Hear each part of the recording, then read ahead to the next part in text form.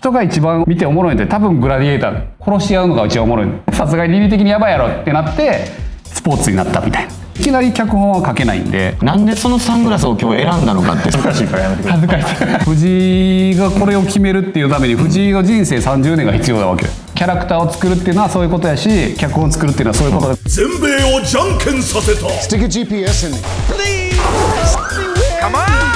動画やと思ったでしょう。動画なんです。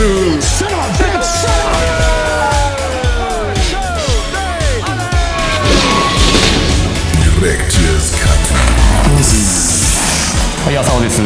藤井です。ダメです。お願いします。はい、じゃあ第2回。はい。第2回ですね。じゃあまあ制作過程から。はい、今回じゃあ脚本とキャラクターですか。いいですね。いやこれやっぱり大変っていうかなんかもう無限やからさ。無限やっぱり無限から絞っていくってめっちゃ大変やんな。だからね、人類を作ろうとしちゃダメなんですよ。ダメなの？でそういうことやね。だから人一人を作るというのがどれだけ時間かかるのかっていうところと、そいつらがどう動くのかみたいなのを含めて物語にしていくのが大変。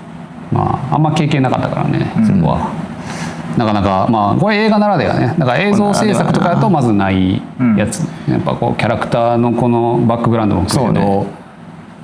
落とし込んでいくかみたいな、そのキャラクターで、このキャラクターだったらこいつこういう動きするなっていうで、そこに味を加えるのがなんか役者でみたいな、そういうあれやんな。まあ味を加えるにしてもまずその味を加える前の部分が面白くないともう味すらね、つかへんから、結構いろいろ悩んだ部分ではあったから長くなるかもしれないですけど、よろしくお願いします。まあ脚本を作るっていう上でどういうことをしたのかっていう脚本の中でのワークフローを説明した方がいいんじゃない？だからまあこの前段階でどこまでまず決まってて、でそれが次に構成に落としていったっていうところで言うと、だからざっくり言うと、だからもうじゃんけんデスゲームと、その瞬間に前言ってたその瞬間に思いついたキャラクター何人かと、じゃんけんデスゲームを1対1で戦わせるっていうこの大枠が決まってて、でじゃあそれを物語にするためにどうしていくかっていうあれで、いきなり脚本は書けないんで、書けないね。だからなんかそもそも大枠としてどういうストーリーにしていくかっていう、これが構成やで、これが、今ちょうど映ってるんやけど、だからこれ多分画面に映るんやんな。あ、そうだね。ワイプされてる、俺らがワイプされてる、俺はちっちゃいこうやってましょう。やってて、でそうでこれをガーって作ってったっていうのが一番初めやったこと、まあオープニングがあって、導入始め、じゃあそもそもじゃんけん大会の部分しかさ初め思いついてへんから、ここってクライマックスやん言うたら、そうね、じゃんけんで戦うっていう、でここのクライマックスがあって、じゃあなぜそこに存在するの、なぜじゃんけん大会にいるのみたいな、でそこの、動機づけが必要で、主人公がいて、で主人公もまあそれこそ男女何歳とかなんかどういう境遇なんみたいなところが決めていかんとあかんし、じゃんけんデスゲームに誘拐されてきたのか自分の意思で来たのかとかも、そしたらじゃんけんデスゲームってどういう大会でなければならないのかみたいな、もうありとあらゆることを考え始めるとそれぞれに対して意味付けが必要になってくるんだな。これが辛かったな。だからなんかね、やっぱ現実世界ってそれがそれぞれの思惑とさ、その人間がまあ何億人いるからさ、まあ別に映画に関わるんやったらまあ100人やとしたら、その100人の人間の思惑となんか自分らのバックグラウンドがあって、で現実世界ってまあそれの思惑のぶつかり合いでなんか物事って成り立ってるから、だから歴史みたいなのがおもろかったりとかするやと思うんだけど、でまあそれ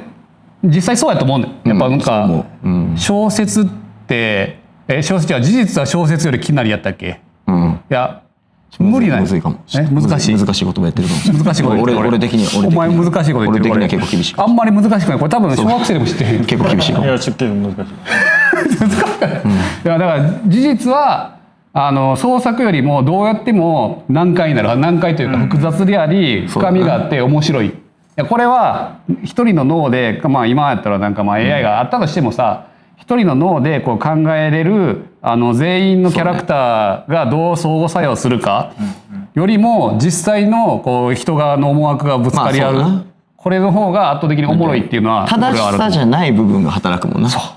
その正しくエコノミクスにならないという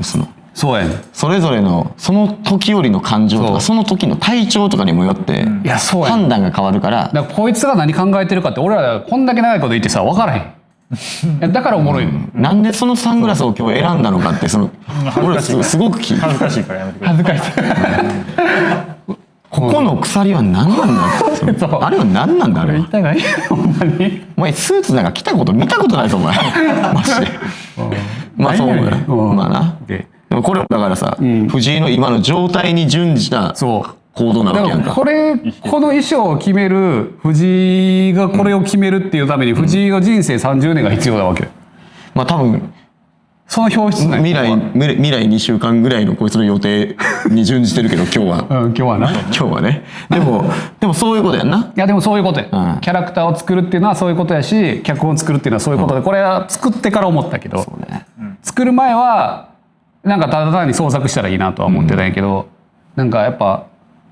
ここをどれだけ面白くするかだからすごい小説家ってなんですごいのかって多分そこのこう想像力がまあかなりその人視点で考えれるしで役者がなぜすごいかっていうとその人のバックグラウンドも人生も含めて想像した上でそのそうね人が取りそうな行動を取るっていうのが仕草とかねここはも表情とかもう圧倒的にプロでやるところ。まあこの後の制作過程で役者の凄みは分かったよね役者の凄みはいや役者ってだから言われたことを演技するだけ演技ってそういうもんじゃないのよね、歴史をその人の歴史をそのまま出すことっていうだから役者に多分朝もいろいろ多分聞かれたよな、こいつはなぜこういうことをやってるんだとかを全部もちろん監督は把握してないといけなくて、ということはそのキャラクターの生い立ちを全て知ってるっていう状態にならないといけない、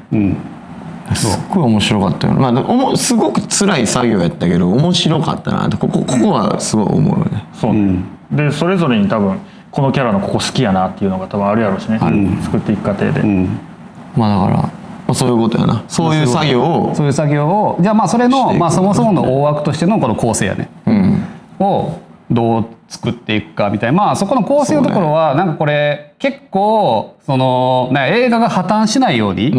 どういうこうなんか論理で詰めていくのかなんかこれまあさっきの行動動機のところ人の行動動機がなぜそう思うのかなんかいきなり飛躍しちゃうとそこで視聴者って離れちゃうからそこを結構なんかここはマジでどっちかというと論理やんね。ねまあ、この人がなぜこう行動するのかでそうねどうやったらなんか逆にこのどうやったらこのなんか、まあ映像として浮き沈みをつけて緩急をつけてみたいな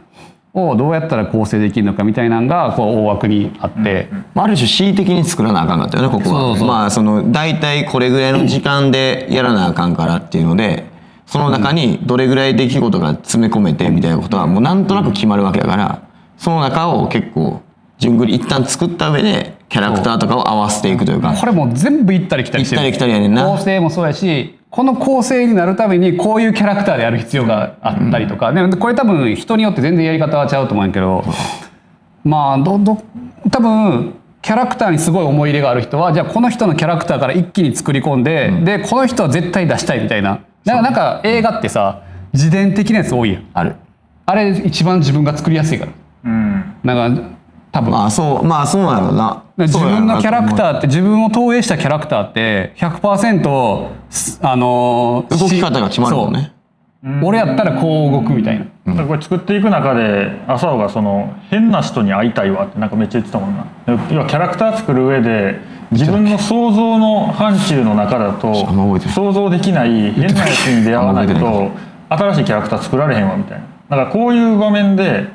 どういう意思決定するかっていう話が自分の中での想像の範疇でそれだから俺人生経験まだまだ甘いからさそうでそこでなんか変なやつ人生で出会った変なやつがこういう時にこんな行動を取ったみたいなところがなんかキャラクターに厚み出せるわっていうのを言ってました言ってたわ言ってたねめっちゃ言ってたすごい言ってたその会うたび言ってたまあでもそういうことやなでも結構そういうことやんないやそうだからやっぱり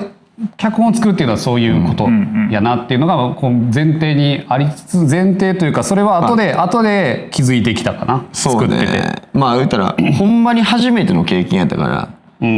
だからもうそれで言うとやっぱりもう脚本のセオリーっていうのはある程度あって、これ多分脚本作る人やったら多分 98% が読んでる「セーブ・ザ・キャット」っていう本があんねんけど、もう2もあるね。 2もある、2なんかなあれもう、とりあえず一旦全部読んで、あれなんかちょっとコメディの人が作ったやつなんやけど、でもやっぱりこの映画のセオリーっていうのが、なんかこのどこで面白くするとか、なんか導入短くしろとか、なんかいっぱいあって、でなんかそこで言ってたのがもうあんま覚えてへんねんけど、もう一回読まんとあかんねんけど、とりあえずテーマを決めろみたいなのが言ってて、大テーマみたいな。なんかこの映画はこういうテーマを出して、でそれに沿ったなんかまあ言うたら会社でいうこのなんかビジョンみたいなのあるやん、その大方針 MVV みたいですね。そうそう大方針みたいなのテーマを決めろっていうのがなんかあって、でそのテーマじゃあこのじゃんけんデスゲームってこれって手段や、じゃんけんでデスゲームをする、でこれで俺が伝えたいことは何なんみたいな。じゃんけんでデスゲームがしたいことが伝えたいわけじゃないもんな。そうだからじゃんけんデスゲームを伝えたいわけではなくて、じゃんけんデスゲームという、手段を通して何を伝えるかっていう、でこれいやだから俺が伝えたかったことみたいなんで言っちゃうと、なんかあんまり良くないなっていう気はするけど、なんやろこの映画のこの趣旨的なこれはなんかどう受け取ってもらうかっていうのもありつつ、意図やね、意図ね伝えたから、意図としてはなんやじゃあこの映画終わったじゃん。なんやじゃあこの映画終わったじゃん。いやじゃあ大テーマなく大テーマは大義ない映画。ちょっとテーマのこれ大義なしキャラクターのテーマで大テーマいく大義は一応ここに書いてあるこのビッグテーマいろいろ書いたやん。いろいろ話したやん。これね煮詰まんだよ煮詰まるわかる。煮詰まんだよ、いやでこれは俺の実力不足だけど、これを作る上でいっぱいテーマを考えたんやけど、それを全部出しきれなかったというか多分伝わってないんだよ、でこれはもうそれでいいなと思ってて、でまあ正直この作品で一番伝えたいのってもう今やってる YouTube よこれよ。まあね。最終ね、いや最終一周回ってね、作品自体ではこれを伝えたいんやけど、まあ、結局一周回っていやなんか俺らこうやってヘボチームで映画って作れるんやでっていうのが最終伝えたいというか、そうなったってそうなんや。そうなったってこと最終まあ結果だからね。結果ね、難しかったんで、で一応その映画自体で言うとまあでもデスゲームや、まあバカしかもちょっとコメディ寄りのじゃんけんっていうね。デスゲームやから、なかなかこう真面目にはいかへんねんけど、まあよくこうイカゲームとかのテーマとかで、イカゲームのテーマって何なんやろあれ。イカゲームを見てどう思う？まあイカゲームはね。イカゲームあれ韓国でよくあるこの富裕層と貧困層のこのバトルというかこの会のこうなんかここの縮図みたいなのがあれに出されてるみたいなのが割とデスゲームみたいな、なんかそれちょっと下の方に書いて資本家と貧困層の対立みたいな。まあね。割と多いよな割とな。なんかコンテンツ消費ってまあ今出てたんやけど、コンテンツ消費やエンタメなんやけど、そうでそれをある種バカにしているみたいな、要はこの作品を見ていること自体、俯瞰してさらにバカにするみたいな、まあそういう構成でしたよ。だからそこは一応テーマではコンテンツなんやろこのコンテンツ消費まああれすると最終まあこの映画で言うと、まあなんかコンテンツって今無限にあるやん。YouTube やこの YouTube も含めて、世の中にもう消費しきれないほどのコンテンツがあって、もうなんかそれこそさハリウッドの映画とかもNetflixでいくらでも見れるわけよ俺らって。もう見る分がだからコンテンツの方が多いのよ。まあ俺たちがもう世の中に出たコンテンツを全て受け入れることは不可能やもんな。不可能、脳にインプットするしかない、でいやそれがいやこんだけこうコンテンツがある中でじゃあそれってそもそも意味あんのみたいな、なんかそこに対するアンチテーゼ、かっこいい言葉。何やそれ。まあでも言いたいことはそういうことやな。こうコンテンツに溢れる世界になっちゃって、なんかコンテンツで埋めないとってなってる自分もいたりするわけよ。なんか暇な時間なんか動画見ようとか、暇な時間 SNS 見ようとか、何かしてしまってるけど、 SNS もコンテンツやからね。 SNS もコンテンツよ。でなんかそれやってる時ほどなんかそれって本当に意味あるんやっけって思ったりするわけ。だからなんかそのコンテンツの価値がすごい下がってるはずなん下がってる下がってる一つあたりのね、なんかこれで言うとじゃんけんデスゲームっていうそのゲーム自体がこれコンテンツね、この映画の中で言うと、でこのじゃんけんデスゲームっていうコンテンツこれは人が死んでるの、人が死ぬコンテンツなわけよ、でこれまあ昔言うとやっぱグラディエーターやね、殺すようでさこう殺し合ってたっていう、そうグラディエーターが戦ってたっていう、でこれもデスゲームやデスゲームや。で多分決闘っていうあれもコンテンツない、まあそうね。そうでいやこの人が殺し合うコンテンツっていうのが多分一番インパクトのあるコンテンツ、でそれが殺し合わんくなったんがスポーツ、まあスポーツだね。そうっていうなんかだからコンテンツがよりマイルドになって、だからその一番なんやろ、人が一番おもろいのって見ておもろいのって多分グラディエーター殺し合うのが一番おもろいのだからデスゲームって昔あって、いやそれさすがに倫理的にやばいやろってなってスポーツになったみたいな、しない、だからこれデスゲームをするっていうことは、要するにコンテンツの最上位だよ、人が殺し合うっていうのは、と俺は思ってる、やばいやつじゃん。はい、やばいやつ。だってみんな FPS で殺し合ってるやん、疑似的にめっちゃ楽しいやん。大丈夫か？スパイダーマン2で無遊病になったやつにずっと殺すって大丈夫か？これはでも多分そうやと思う、いや自分が殺したいとかじゃなくて、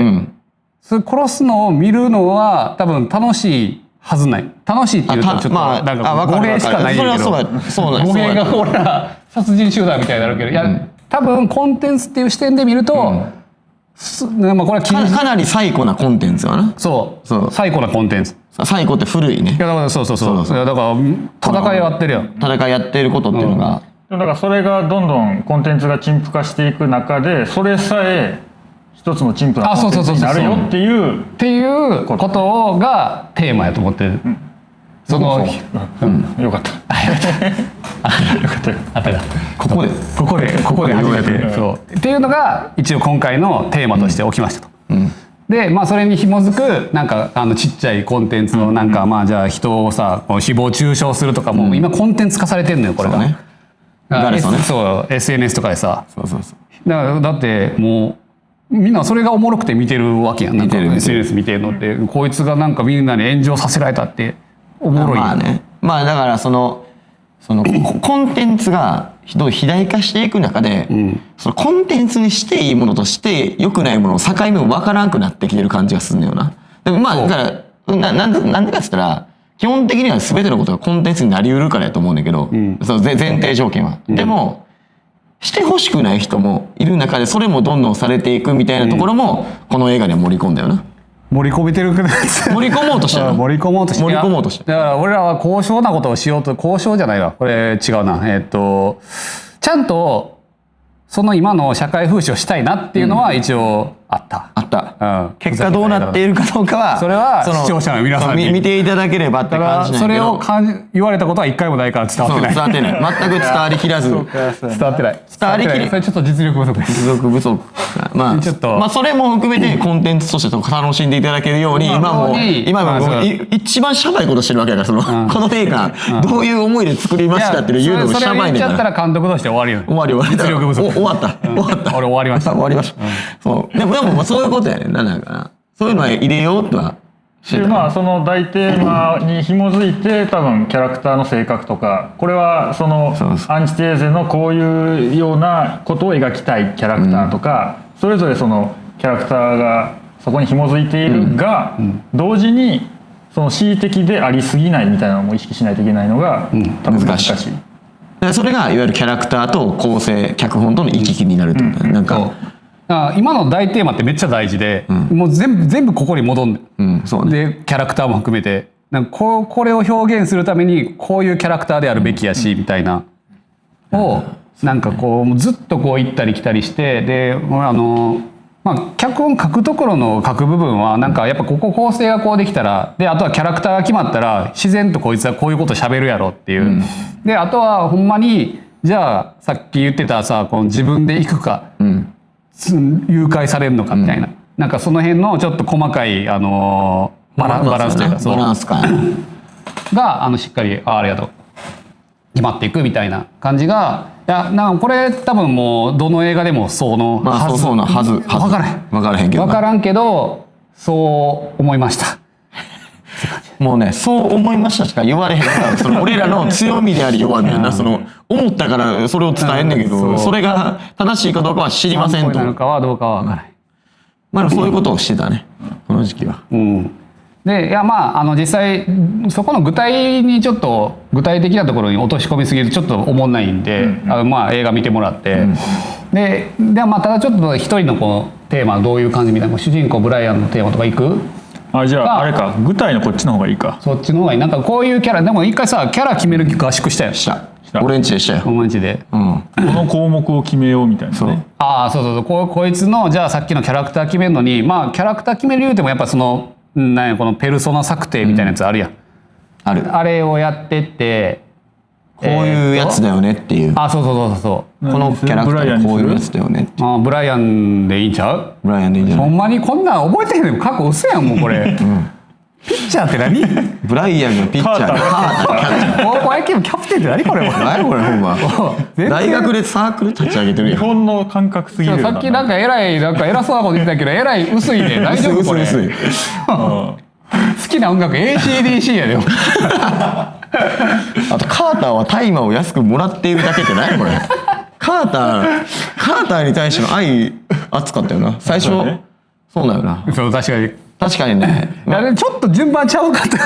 た。大体のキャラクターのイメージ感で多分画像ない。画像最初に画像やね。これ薄すぎる。だいぶ薄いよ。画像いく。最終いやこれなんかこの時そんなに AI なかったからさ。そうこれ AI やったらもうちょいなんか今もっといけたよな。なんかバキバキのキャラクターで出てたんやけどさ。これこっちの方が大事。なんかこいつのキャラクターをこう顔にするとこいつみたいな。雰囲気ね。雰囲気。でかつまあ映画のこのキャラクターみたいな朝がね。そうなんかそっちのがこのまあリファレンスってこの参考となるこういうキャラクターってみんなのあれやったらまあキャラクターなんて無限にあるわけやからさこいつに近いやつっていうので大体なんかこの画像を見せる方が大事でその映画を見るっていうのが大事。まあこういうのってなんかその多分ほんまに監督とか脚本家とかってやっぱ孤独やなとは思ったよ。だって俺らが3人ブライアンってこうだよねって合わせるの結構大変やったよ。意外となんかこうじゃないああじゃないとかいうのをなんか朝尾と俺割と近しいからそもそもの思想がなんかこんな感じやんな。でも実は藤井全然違うと思ってたりするってあったからなんか結構これは多分一人がもうやりきらへんとめちゃめちゃ難しい作業やったよなって思う。なんかそれはそうや。みんななんか違うと思うからねそれをこうみんなで合わせるのが結構難しい。その後なんかその後にこれ合わせづらかった理由は、多分僕らが映画見てないからで、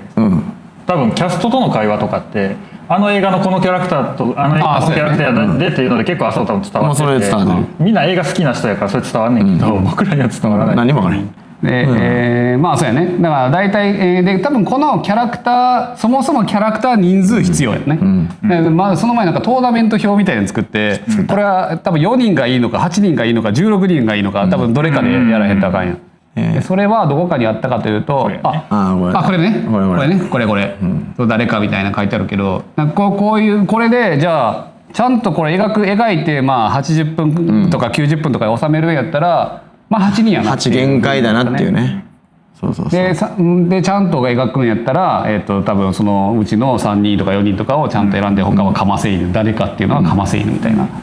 でその描かないのもどういう演出の流れやったら描かずに済むかみたいな。そうやね。そういうのもあった。すごくねやっぱ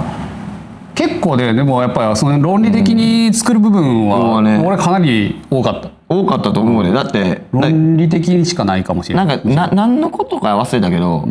2週間ぐらいかかったとかあったもんね。なんか1個なんかこういう風な感情変動はありえないみたいな。ブライアンのね。ブライアンの最後。ブライアン覚醒ね。それはね一悶着あったよな。結構こうあったらこんなことするわけなくないからでもここを破綻させないためにできることなくないみたいな。結構もしかしてこれってやりたいことと構成が破綻してるみたいなとこあったよね。ちょっと初めの方これちょっとおもろいんじゃん。おもろいというかこれ多分セーブ・ザ・キャットのなんかこの浮き沈みそういうことねのこの緩急をこうつけへんと、まあ映画として思んないやん。ずっとなんか単調でなんか俺が喋ってるだけのこんな映画見たくないやん。見たくないだけどやっぱだからこの感情的にこれ感情グラフは書いてなかったんやけど、ここはなんか浮き沈みを作るための、まあ結局主人公の映画って、まあ、主人公の成長や9割方主人公の成長ストーリーの、成長ストーリーだから主人公っていうのがあって、主人公にこう感情移入をさせて、だからまあどんだけこうでこれがまあ主人公がベースじゃないっていうパターンもあんねんけど、それでも主人公というものを決めるっていうことはやっぱ軸なんだ決め込んで軸にしてまあ主人公はどう変わってでどう変わったかっていうところやね。でそれを作るのにこれなんか感情変えたらいいんちゃう、感情のなんか振れ幅でやったらええんちゃうっていうので多分やったのがこれやな。だからまあここに書いてるのがなぜさっきではなぜこうじゃんけん大会どうやっていくのかみたいな。でこのためには自分が命を懸けてよくわからんデスゲームに、しかもこれ、拉致されたらちょっと凡庸やなってなって自分の意思で生かせるためにはどうすればいいんかっていうのを、まあそのためにはじゃあ恋人殺させんとあかんなとか、まあだから結果そうなんよね。やっぱただじゃんけんデスゲームに参加させられてしまってる人のじゃんけんって何も面白くないのよ。その人が何かをやっぱり何かのためにそのじゃんけんデスゲームに参加してないと、やっぱり今回のこのただじゃんけんデスゲームというテーマだけにおいては面白くならへんかったから、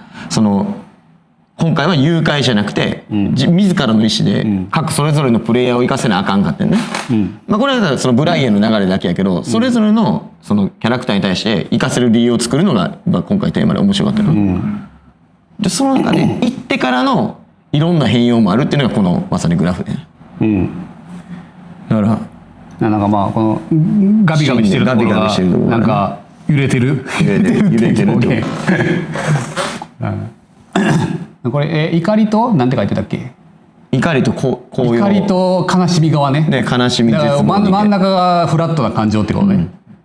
OK、じゃあちょっとこっち側に行くと、でまあとりあえずどんどん怒ってくる。最終やっぱり怒りとやっぱり悲しみやね。で悲しみだから初め恋人が死んだらまあ悲しい。悲しみからこれじゃあ怒りに焚きつけへんと多分いかへんのよ。悲しんでるだけだとそのまま沈んでまうから、怒りに焚きつけるためのきっかけのポイント何個か置いて、でまあそのプロット作って、でなんか怒らせんのよとりあえず。こいつ怒らせるなんかもうそういう作り方や。まあそういうことこれは正しいかどうか知らんけどそうやって怒らせて、じゃあここでじゃあ悲しまへんとずっと怒ってたらなんか思んないや、思んないというかこれ思んなくなっちゃう。思んなくなっちゃうな。ずっと怒ってるやつみたいな。ずっと怒ってるやつは多分サブキャラとかで置いといたらいいの。まあだからずっと怒ってるやつに感情移入できひんもんね。そうやっぱ浮き沈みあるよなみたいな、っ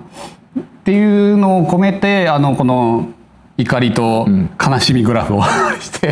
でそうした時にじゃあ彼女が殺されましたってなった時に、その殺された時に、普通の人やったらただ悲しいだけになっちゃうやんか。でそっから怒ってその主催者を殺そうみたいになる人って普通じゃないやん。だからブライアンはちょっと悪いことをしている人にしようとか、そういうのも多分タイド編であったはずやで。あった。そうだって俺たちみたいなサラリーマンが彼女殺されたら警察に頼るしかないのよ。そうやな、確かに。そうならへんようにブライアンはもともとちょっと悪いことをしていて、でもうこれも映画見れるようになってから話すけど、ソフィアと若干仲悪くなって、ソフィア家を出るみたいな、でそしたらそのソフィアが死んでしまう、喧嘩をしたい。で実はブライアンは他のマフィアとの揉め事があって、マフィアに殺されたんじゃないかと勘違いしながら、どんどんその中に巻き込まれていくっていう、まあだからマフィアと絡んでいるちょっと悪いやつやるこそまあ退路を断ったよ。そう退路を断つってことだよね。退路を断つ構成にした。それは結構それぞれにあったよな。大丈夫やったな。マフィア部分はもうこいつどっちにしろ死ぬっていうどっちにしろもう行っても行かんでも死ぬんやったら行った方がマシやんっていう構成にした。構成でしたね今回。そういう確かに。そこはあったよな。マシンそうやね。だからそのまあ最終ちょっとなんかブライアンもこう怒らせて、で、まあ、ここはまあいいや、ちょっと何もなかったわ何もなかったわ。でもここはだから GPS の話と、だからマフィアに復讐したいですね。こいつら悪いやつらにを復讐をするその復讐心っていうのが、こいつを駆り立てて、でそこに一応警察が来るんだよな。そうでなんかそれがないとそもそも行く理由が分からへんっていう風になって、だから行って何になるのっていう行ってその例えばお金もらえて別に復讐にならないっていう構成にしかならない中でどうやって復讐を達成させるのっていうところでじゃあ GPS 入れて行って警察に突入させるつもりで行ってましたっていう風にしたらいいんやっていう風になるっていう。それも含めてもうなんかキャラクターとやっぱストーリーのもうずっとこの交互でやり続けてた、そう GPS 埋め込んでこれ GPS 体に埋め込んで警察の、犬として行くっていうでそれでマフィアを復讐するっていうストーリーなんやけど、これ書いた後にイカゲームの最終版でできた3、シーズン3、同じ構成やって、で俺の一番早かった、パックリみたいになってるんやけど。世に出すのも多分遅いから俺の方がもう完全にパクリなんやけど、さっきのタイムラインを見てもらうと早い一応、であれ3と一緒のイカゲーム3とすごいダサいね。ダサい話してる今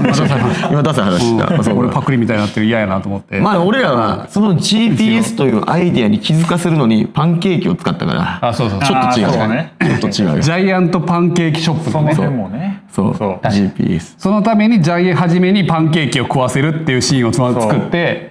ジャイアントパンケーキショップ GPS ね。だからカーターがパンケーキ好きな理由は GPS のためやからこれもそう逆算やね。逆算これを逆算っていうかもう後付けをどんどん入れてってなんとか成り立たせるという。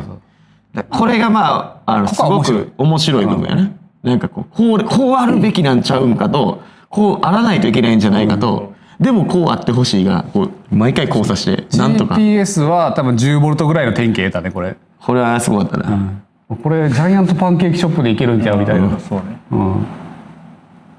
なんかそういうののこう積み重ねで細かい部分もなんかそう考えていくとやっぱこれ90分分書くってかなりなんよ。かなりやね。かなりなんよ。いやこれねやっぱ2ヶ月ぐらいかかってんねんけど多分。で一発目書いた時に、じゃあ一発目大体構成でさ、この GPS させていくみたいなこう話をして作って多分さっきの構成の下の部分かな。そう構成これその構成でガーってこうすると、オープニングがあって、もうどこに行ってみたいな話をしてんねんけど、ここの構成をザーって並べて。でこれも後付けが後でどんどんこう足してってるけど、初めこれの多分半分ぐらいの物量で、構成をこう作って、でそれをじゃあ脚本に落とし込むと大体40ページぐらいだったんよこれ。で多分最終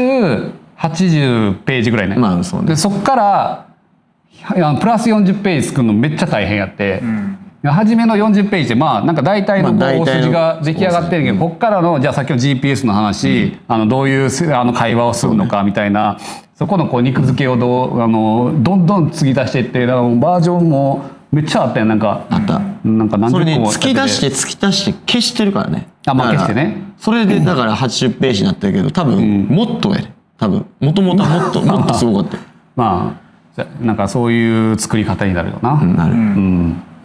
脚本って結構ねなんかこう浅尾がこう思ったことをブワーって詰めとるから、実際読んでみたら前めっちゃ長いよなとかになってくるねんな。そういうのもねいやいろんな反省ありますよ今回。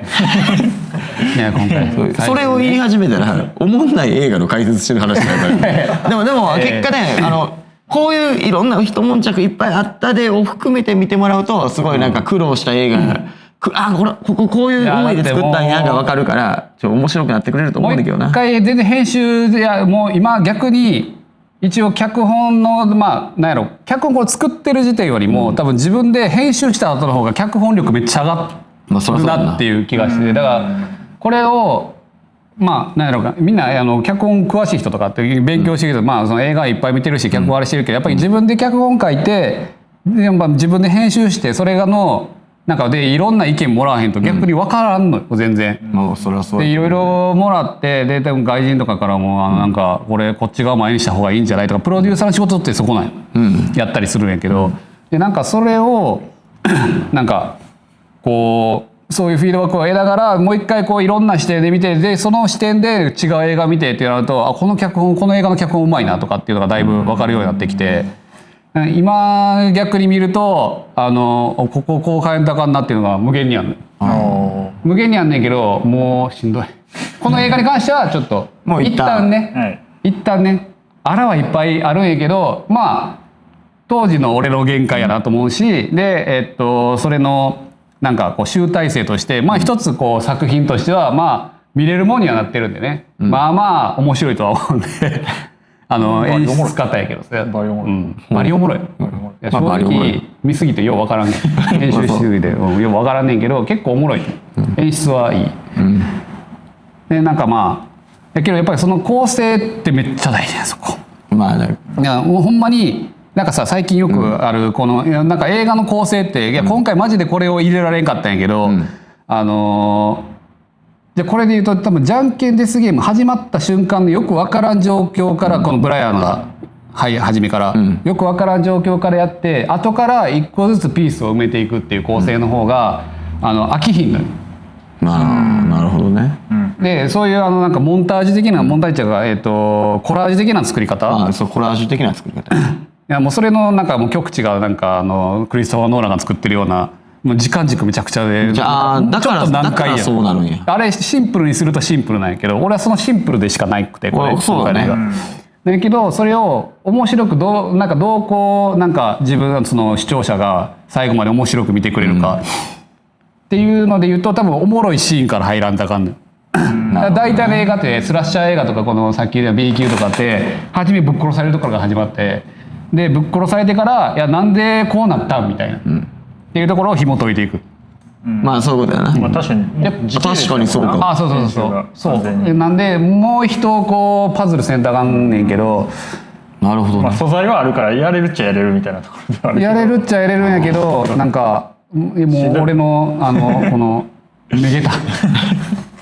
それ後で気づくとめげる。もう全部やり直しやもんな、やるならね。一旦これはこれでいいよ、面白いしそこそこ。まあそこそこね。まあ逆にまあ映画をこれから作ろうっていう人は結構ここの設計めっちゃ大事や出たんじゃない？そうそれベースで脚本からやらんとあかんかった、だから今やるとやっぱり足りひん部分とかが絶対出てきちゃうからそのベースで考えてないからそうね。なんか矛盾が出たりとか逆に、でその構成にするんやったらその構成にした脚本を初めから書いとかんとあかんかったっていうのが、作って